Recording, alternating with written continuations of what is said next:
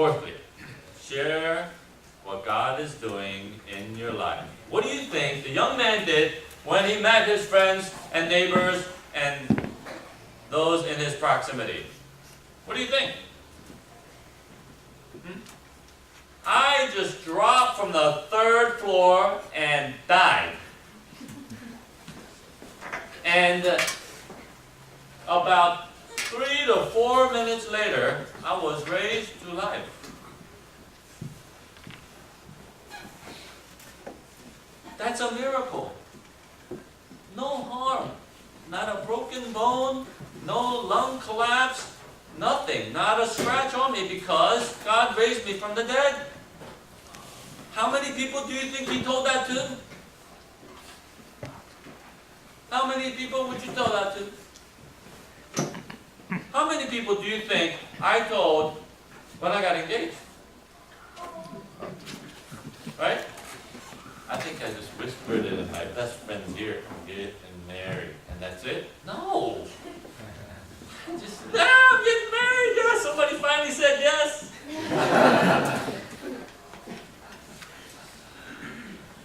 And who do you think got that information that my wife was getting married among all of her friends and neighbors and co-workers, right?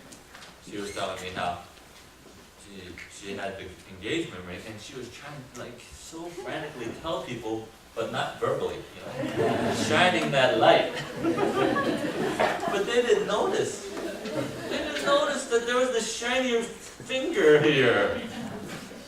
Until a coworker from way down the hall saw that flash and ran up. You got engaged, you little. And that's how they found out at work. Something amazing happens to you. You began a relationship with Jesus. He was raised from the dead, and in order to cancel your sins and everybody else's sins who would believe in him. Who do you tell that to? Everybody. When you have a testimony, you should share it. That's why we want to have testimonies during service, so that everybody can hear it. Designing that. Elder Jeff is working on that. And the people who sat through the messages that Paul declared, what do you think they did after Paul left? Shared the amazing things that they learned and practical theology. And then he went down there and raised a young man from the dead. I mean, he caused it, but, he recovered by raising him from the dead. Everybody backed up his teaching. They testified to the reality of God's work in their lives and shared how much they missed Paul and can't wait for him to come back and have another marathon of 12 hours of messages, teaching. Here, what I see is Luke saying, this is just matter of fact. We've gotten so used to this kind of thing. I mean, the resurrection, he doesn't blow it up. At the end, he says, the people went home rejoicing, but I'm thinking, where's the emotions? Oh, no, everybody was crying. The man is dead. They all pointed their finger to Paul. None of that. There's none of that. All we see is calm confidence. Yes, the man died. God is still sovereign. He is still awesome. Teaching is great. Paul goes down there and raises from the dead. That's what we expected. You know what I mean? Like the people thought, that's what's supposed to happen. If you're serving the Lord and something bad happens, God's supposed to take care of it. And God takes care of it and goes, we knew that would happen, or at least we anticipated that would happen, and then go back and start doing the same thing. Emphasizing his word and getting good teaching. It's become a routine for them. It sounds like they got used to it. They got used to God's work. They got used to God doing these kinds of things. They anticipated it and didn't think it was that big of a deal. Luke just mentions, they were greatly rejoicing at the end of it. They should have done that right afterwards. Why wasn't that description right afterwards? I think as a community, they were so engrossed in and centered around God that their priority was the Lord and His Word all the time, and they put their emotions on pause.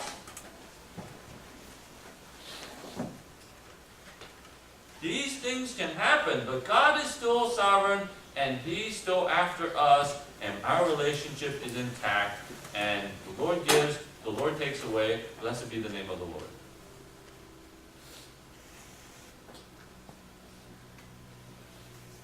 This is an amazing story. They got used to the Lord in the right way. Their priority was straight. They embraced what God brought to them. And they depended on the Lord for the outcome, each step of the way. And if we get used to anything, we should get used to the normalcy of God's intervention in our lives and the testimony on a weekly basis that He is working in our midst. Let's pray. Heavenly Father, thank you for reminding us that if we get used to your work in our lives, we should get used to the reality of the priority of your word and the intervention that you are capable of whatever happens in our lives, whether it be a death in our midst or the challenge of sharing the gospel with those who are opposed to us, that you would be honored by our lives in following you in a committed way every step. Father, transform us as a congregation, that we may not take you for granted and dismiss you, but to embrace you and make embracing you and keeping the priority of your word as a norm. That you will be glorified by it. In Jesus' name we pray. Amen.